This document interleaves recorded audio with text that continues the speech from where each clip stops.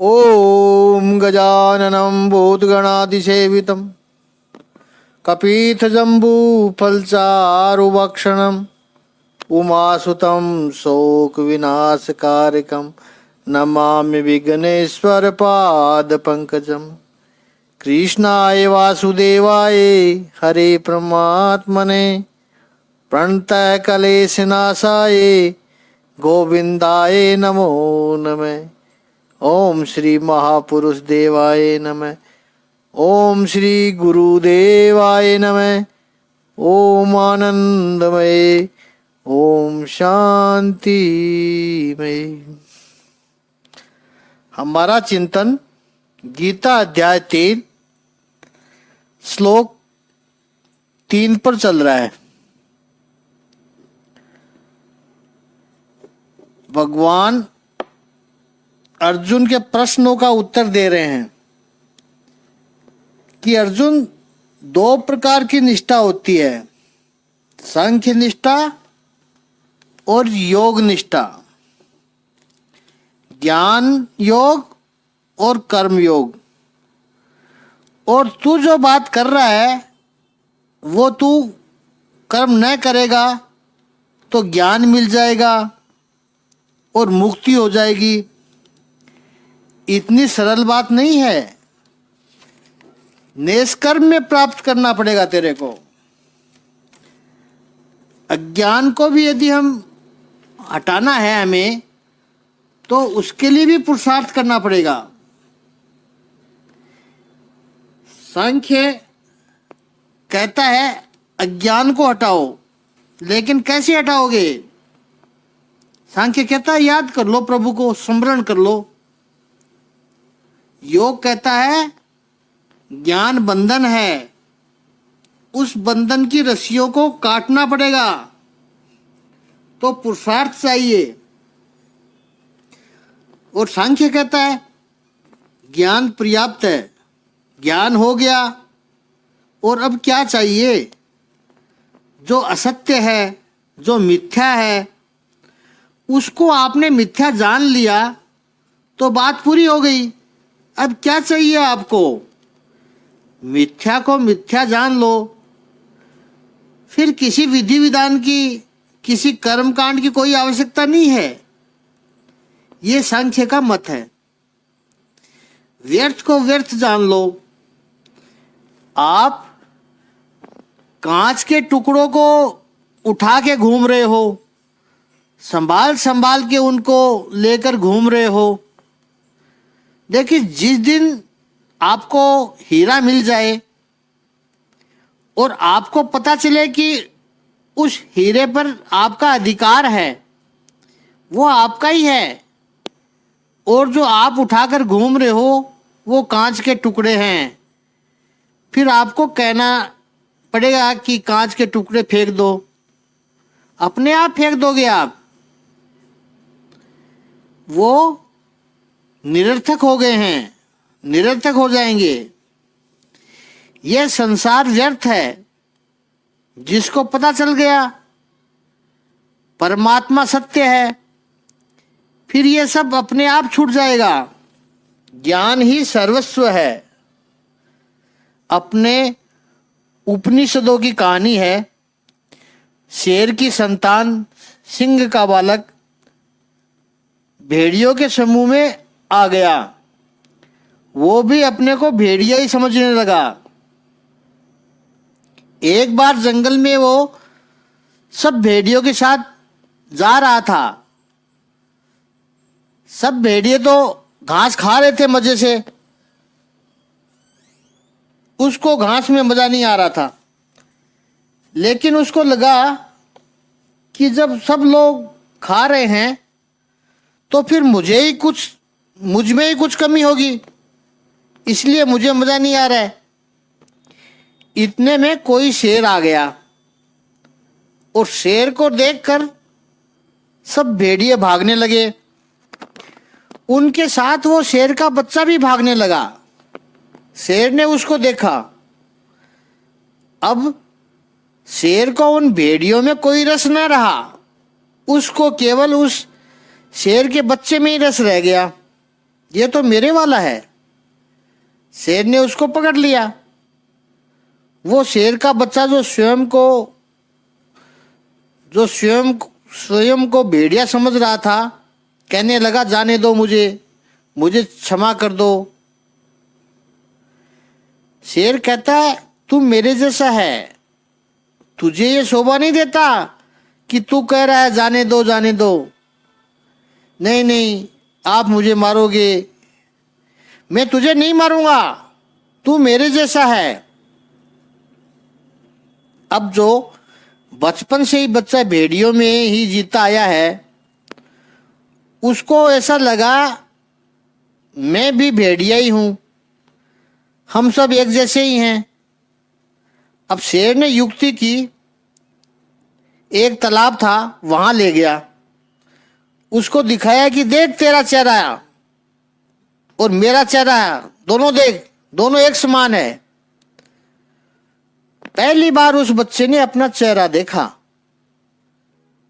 क्योंकि अभी तक वो दूसरों के चेहरे देखकर वो अपनी कल्पना कर रहा था।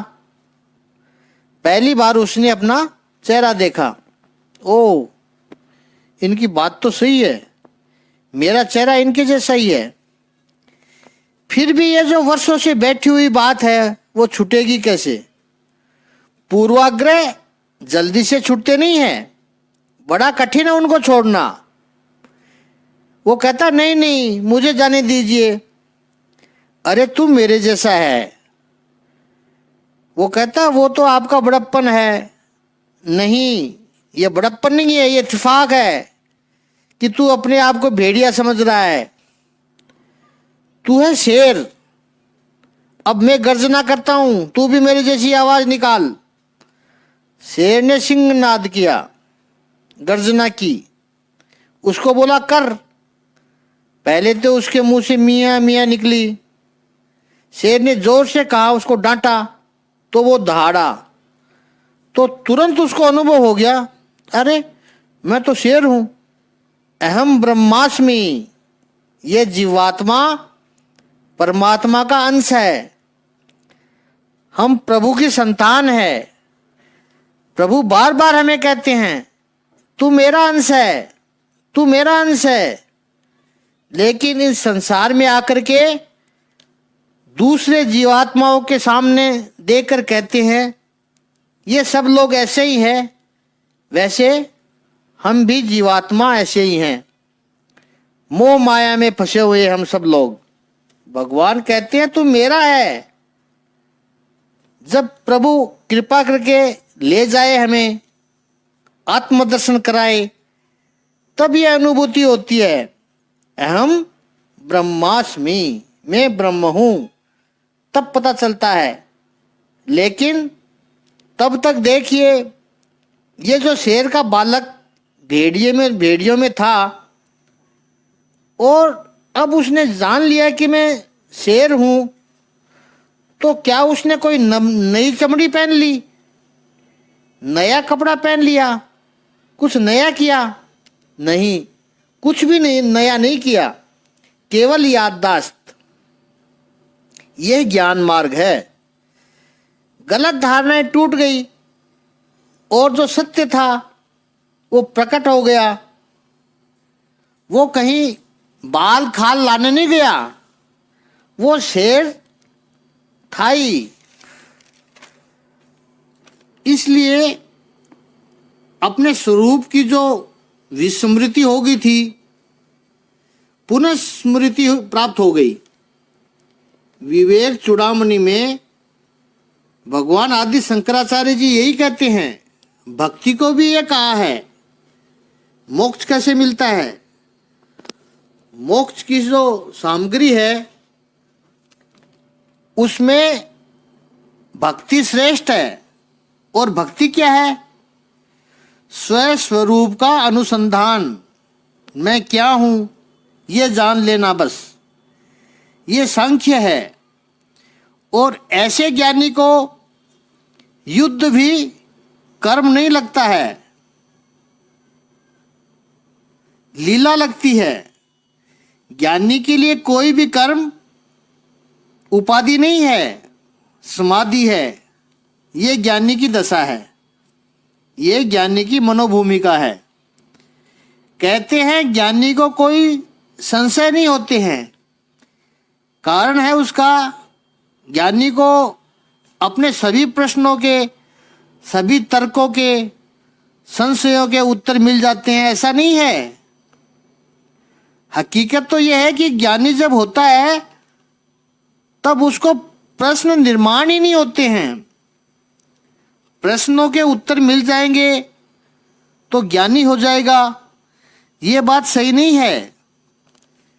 जब प्रश्न न रहे तब समझना कि वो ज्ञानी है। समाधान हो जाते हैं, संशय ही खत्म हो जाते हैं। इसलिए भगवान ने जब उपदेश किया भगवत गीता का, तो अंतिम 18वें अध्याय में अर्जुन क्या कहता है? नष्टो मोहा स्मृतिर्लब्धा त्वतः प्रसादात मया अच्युत है। हे अच्युत, अब मेरा मोह दूर हो गया। आपके विशेष अनुग्रह से मुझे मेरी स्मरण शक्ति वापस मिल गई।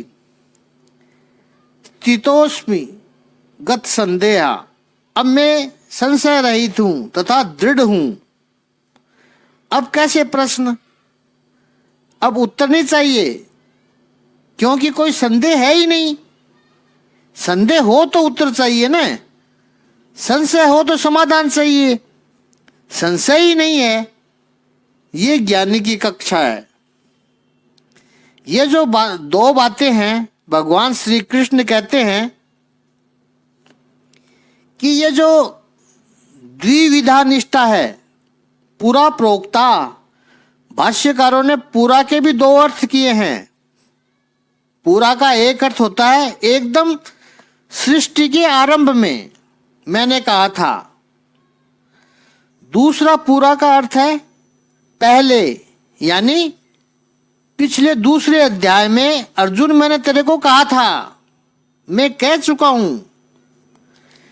मधुसूदन सरस्वती जी ने पूरा का अर्थ दूसरे अध्याय में ऐसा किया है, और दूसरे भाष्यकारों ने सृष्टि के आरंभ में ऐसा किया है। पूरा का अर्थ सृष्टि के आरंभ में, और मधुसूदन सरस्वती जी ने पूरा का अर्थ किया कि दूसरे अध्याय में, पिछले अध्याय में मैंने अर्जुन तुझे कह चुका हूं। प्रभु यहां कह रहे हैं मैंने कहा है, मैंने बनाया नहीं है। अर्थात ये जो दो निष्ठाएं हमेशा से चलती आ रही है, कोई नई बात नहीं है, कोई नई कहा ऐसा नहीं है।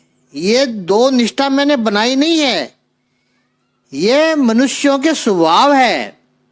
ज्ञान और कर्म, सांख्य और योग, दोनों का अंतर समझे। विरोध नहीं है दोनों में, दिशा अलग अलग है, परिणाम एक है। शुरू में लगता है कि एक दूसरे के विरोधी जा रहे हैं, लेकिन विरोधी नहीं जा रहे हैं, अंत में एक जगह ही पहुंचते हैं। ऐसे सांख्य और योग है। सांख्य जो ज्ञान मार्ग है वो अंतर्मुखी व्यक्ति के लिए है। योग जो है निष्काम कर्म योग बहिर्मुखी व्यक्ति के लिए है। कर्म में बाहर जाना आवश्यक है, ज्ञान में भीतर जाना आवश्यक है। कर्म हमेशा बाहर होते हैं, आप भीतर कोई कर्म नहीं कर सकते हैं। अंतर्मुखी व्यक्ति जो है, ज्ञान मार्गी है, उसके लिए ध्यान ये धर्म बन जाता है। जब वो भीतर जाएगा, परम तत्व से एक हो जाए, ये उसका धर्म है। कर्मयोगी के लिए सेवा ये धर्म है। भगवान श्री कृष्ण के मित्र जो है उद्धव जी, वो बचपन से साथ में रहे हैं प्रभु के, बड़े बुद्धिमान है उद्धव। अंतर्मुखी है, ज्ञान मार्ग के व्यक्ति हैं, और अर्जुन बहिर्मुखी है, कर्मयोगी बन सकता है। देखिए, विश्वामित्र जी जन्म क्षत्रिय परिवार में होने चाहिए थे, बहिर्मुखी, लेकिन हुए अंतर्मुखी। इतने महान ऋषि बने, गायत्री मंत्र के दृष्टा हुए। आज विश्व भर के ब्राह्मण जो है वो क्षत्रिय के रूप में जन्मे हुए विश्वामित्र जी ने जो गायत्री मंत्र का दर्शन दिया उसका जप करते हैं। और दूसरी ओर परशुराम जी शरीर से ब्राह्मण है, जन्म ब्राह्मण परिवार में हुआ है, लेकिन है बहिर्मुखी। हाथ में परशु लेकर घूम रहे हैं, जहां जाते हैं भिड़ जाते हैं। व्यक्ति का अपना स्वभाव है। अंतर्मुखी व्यक्ति कर्म करेगा तो वो भी सन्यासी है, और बहिर्मुखी व्यक्ति सन्यासी का ढोंग करने जाएगा, फिर भी कर्म किए बिना रह नहीं पाएगा। इसलिए कई लोग होते हैं बहिर्मुखी, लेकिन संन्यास ले ले, ये सब कर ले, वहां इतना राजसी ठाठ खड़ा कर देते हैं। उनकी पर्णकुटी में भी एयर कंडीशन लगा होता है, क्योंकि बेसिकली ये व्यक्ति कर्मयोगी है। ज्ञान का तो मात्र वो दिखावा कर रहा है। आगे के श्लोकों में भगवान कहेंगे वो मिथ्याचारी है, राजसी ठाठ है, और उसमें कोई बुरी बात नहीं है। ये कुछ गलत कर रहा है ऐसा मत समझना। केवल वो जो दिखावा दिखा रहा है उसके साथ मैच नहीं हो रही है। जो दिखा रहा है वो उसके साथ मैच नहीं हो रही है, बस बात यही है। कर्मयोगी बन जाए इससे अच्छा। वो संसार के एक परिवार को छोड़ेगा, लेकिन पीछे इतने लोगों का समूह खड़ा करेगा। यदि वह घर में होता तो रसोई बनाने वाली माता होती या पत्नी होती, उसको छोड़ दिया, सन्यासी महात्मा बन गया। अब उसकी रसोई के लिए 5 कुक साथ में चलते हैं और महाराज जी मजा करते हैं। वहां एक पत्नी खाना बना रही थी, उसको छोड़ दिया। तो ज्ञान मार्ग अलग है और कर्म मार्ग अलग है। बहिर्मुखी व्यक्ति, कर्मयोगी जो है, वो पूर्ण को खोजता है, पूर्ण को पकड़ता है। सांख्य मार्ग का व्यक्ति शून्य को खोजता है। बुद्ध शून्य को खोजने चले, और अर्जुन जिसको भगवान ने 11वें अध्याय में विश्व रूप दर्शन करवाया, बहिर्मुखी व्यक्ति जो है, कर्मयोगी, वो पॉजिटिव भाषा बोलेगा, ज्ञानी व्यक्ति नेगेटिव भाषा बोलेगा। ज्ञानी व्यक्ति नेति नेति यानी ये नहीं ऐसा ही करता रहेगा, और बहुर्मुखी व्यक्ति पॉजिटिव भाषा बोलेगा। भगवत गीता में प्रभु कहते हैं जो भी कुछ है वासुदेव है। तो भगवान कहते हैं अर्जुन, ये 2 प्रकार की निष्ठा है। अर्जुन तुझे क्या करना है? और इस श्लोक में भगवान ने अर्जुन को बड़ा सुंदर संबोधन किया है। अनघ, संस्कृत में नघ शब्द का अर्थ है पाप, और अनघ यानी निष्पाप।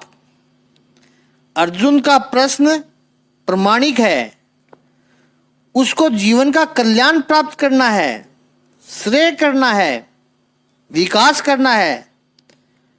उसके प्रश्न में कोई मलिनता नहीं है, कोई कपट नहीं है, चापल्य नहीं है। इसलिए कोई पाप नहीं है। इसलिए प्रभु ने उसको निष्पाप कहा है। भगवत गीता का जो सौंदर्य यह है कि प्रश्न पूछने वाला निर्दोष है और उत्तर देने वाला समर्थ है। प्रश्न पूछने वाला निष्पाप है और उत्तर देने वाला निष्काम है। यह भगवत गीता का सौंदर्य है। ये अनग दो निष्ठा है। इन दो निष्ठाओं में से एक को तुझे स्वीकार करना होगा, जो अल्टीमेटली दोनों में ले जाएगी। तो जैसे अर्जुन कह रहा हो, तो प्रभु मैं कैसे तय करूं वो निष्ठा, क्योंकि मुझे तो बस युद्ध छोड़कर चले जाना है। इस घोर कर्म में मुझे नहीं आना है प्रभु। भगवान कहते हैं ठहर जा, जरा अगली बात तो सुन ले। चौथा श्लोक में प्रभु क्या कहते हैं? गीता अध्याय 2, गीता अध्याय 3, श्लोक 4 का शाब्दिक अर्थ है, न तो कर्म से विमुख होकर कोई कर्म फल से छुटकारा पा सकता है और न केवल संन्यास से सिद्धि प्राप्त की जा सकती है। जीवात्मा केवल कर्म का आरंभ न करे, केवल कर्म न करे, उसमें निष्कर्म में को नहीं पाया जा सकता। ये निष्कर्म में शब्द समझने जैसा है। भगवत गीता का बहुत बड़ा सुंदर कॉन्सेप्ट है निष्कर्म में, जो हम सभी का लक्ष्य होना चाहिए। एक बात को स्वीकार करें कि ये जो सांख्य की बात प्रभु ने की, दैनिक जीवन में हमारे लिए प्रैक्टिकल नहीं लगती है। ये तो सच है कि हम अर्जुन जैसे ही हैं। हमारा जो स्वभाव है वो कर्म करें, पुरुषार्थ करें, विषय का उपभोग जो सामने आए प्रभु की प्रसादी समझकर उसको स्वीकार करें और जीवन आनंद से यापन करें। तो ये जो जीवन हमें जीना है उसमें हमारा लक्ष्य होगा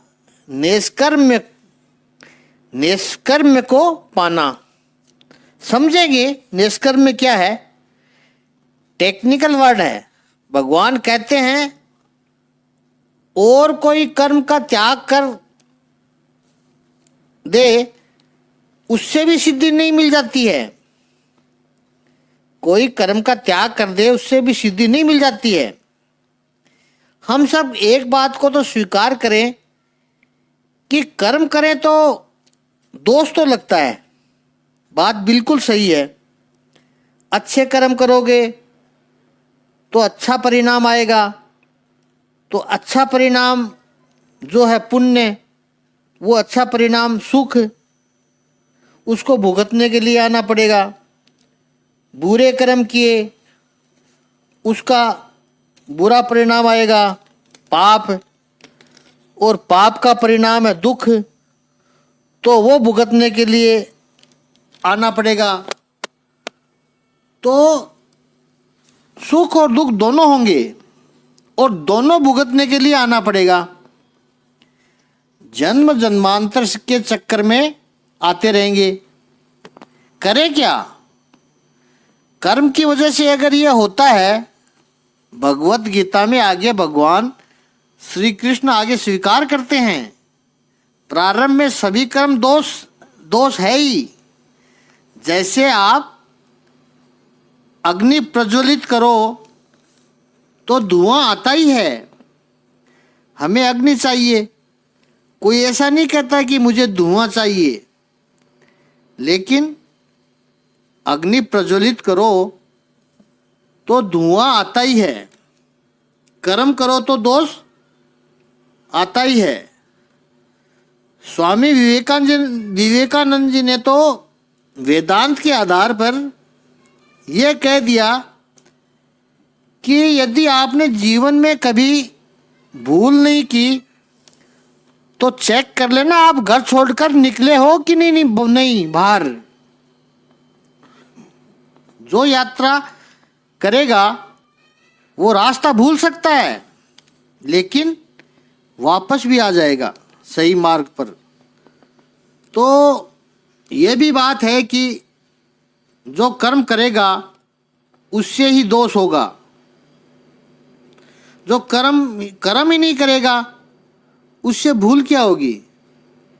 यदि भूल हुई है तो यह बात तो सिद्ध हुई है कि वह कर्म कर रहा है। कर्म हो गए तो दोष आएंगे। अब यदि दोष से मुक्त होना है तो क्या करें। तो दो मार्ग हमें दिखाई पड़ते हैं। पहला मार्ग है कर्म का प्रारंभ भी न करें। यदि कर्म करें और उसमें दोष लगता है तो कर्म का आरंभ भी न करो। क्यों इस झमेले में पड़े, छोड़ो, कर्म ही नहीं करते। तो उस बात को प्रभु ने शुरुआत में ही कह दिया कि कर्म का आरंभ नहीं करोगे तो उससे नेस कर्म में सिद्ध नहीं होगा। ठीक है। और दूसरा, यदि कर्म का आरंभ कर दिया है तो जैसे ही आपको पता चले अरे ये तो दोष है, छोड़ दो। जो कर्म शुरू किए हैं उसको बीच में ही छोड़ दो। भगवान कह रहे वो भी नहीं होगा। भगवान कहते हैं कि कर्म को छोड़ देने से भी सिद्धि नहीं मिलती है। इसी बात को प्रभु 5वें श्लोक में और कहेंगे कि आप यदि समझ सकते हो कि कर्म न करके छूट जाएंगे फिर मुक्त हो जाएंगे, नहीं, कर्म किए बिना तो रह ही नहीं पाओगे। तो करे क्या। कर्म का आरंभ भी न करने से निष्कर्मता नहीं आती है। अग्नि के साथ जैसे धुआं होता है ऐसे ही कर्म के साथ दोष जानते हुए अनजाने में आ जाते हैं। कोई भी अच्छा कर्म शुरू करो तो सब लोग इससे प्रसन्न होंगे ये आवश्यक नहीं है। कुछ लोग दुखी भी होंगे, मतभेद भी होगा, मनभेद भी हो सकता है। लेकिन ये सब देखते हुए कर्म ही न करें वो संभव नहीं है। क्योंकि पहला तो प्रकृतिजन्य जो रज, तम और सत ये 3 गुण है उनके वश में रहकर हमें कर्म करने पड़ेंगे। और दूसरा, हमारे जो पिछले कर्म है उसके कारण से भी हमें आगे के कर्म करने पड़ते हैं। और दूसरा कर्म नहीं करने से जो मन खाली हो जाता है वो मन तो और भी समस्या पैदा करता है। तो कोई परिस्थिति निर्माण ऐसी हो जाए कि आप डर जाओ, अरे ये प्रॉब्लम होगा, ये प्रॉब्लम होगा, कर्म को छोड़ दो बीच में ही, ये रास्ता नहीं है। क्योंकि उससे और समस्याएं खड़ी होगी। एक तो आपने अच्छा संकल्प किया था उसको बीच में ही आधे से ही छोड़ दिया। वो संकल्प कभी न कभी तो पूरा करना है। जब उसको आपने आधे से ही छोड़ दिया तो आपका जो संवेदनशील मन है, आपका जो सात्विक मन है, वो कहेगा अरे कर लेते तो अच्छा होता, देखो अभी क्या कर रहे हैं, ऐसे भी तो बैठे हैं, इससे तो बेहतर था वो कर्म करते थे, अच्छा लगता था कर्म करके।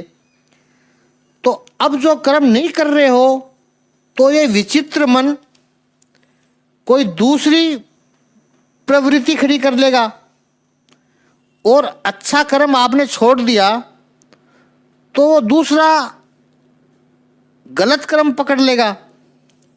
क्योंकि मन को पकड़ने के लिए तो कुछ चाहिए। गांव के लोग इसको समझते हैं कि बैल को लेकर चलते हैं और घोड़े को लेकर चलते हैं जब लेके चलते हैं तो रेलवे फाटक पर दोनों खड़े होते हैं, तो घोड़े की आदत होती है कि बैल की घास खाता है, वो उसको खाने को चाहिए।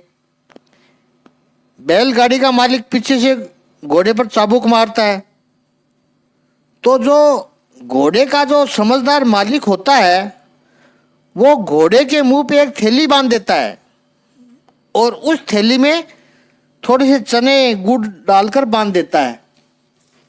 जब घोड़े को चबाने की इच्छा हो तो चना गुड़ चबा ले, ताकि ये घोड़ा दूसरों की गाड़ी में मुंह न मारे और उसको चाबुक न लगे। यह घोड़ा है हमारा मन, हम उसके मालिक हैं। अच्छे विचार, अच्छी प्रवृत्ति यदि छोड़ दी तो ये मन रूपी घोड़ा कहीं भी जाके मुंह मारेगा, और कहीं भी जाके मुंह मारेगा तो संसार के चाबुक उस पर पड़ेंगे। समझदार मालिक ये धर्म की गोमुखी थैली माला जिसमें रहती है उसके मुंह पर बांध कर रख देता है, और हरि स्मरण कर, भगवान का काम जो तूने लिया उसको छोड़ मत, रोक मत, ये अपने मन को बोलता है, क्योंकि उसी में तेरी प्रगति है, उसी में तेरी प्रगति है। इच्छा तो होगी, परिस्थिति बदलेगी, लेकिन उससे तू कर्म छोड़कर भाग मत। आगे का चिंतन कल करेंगे।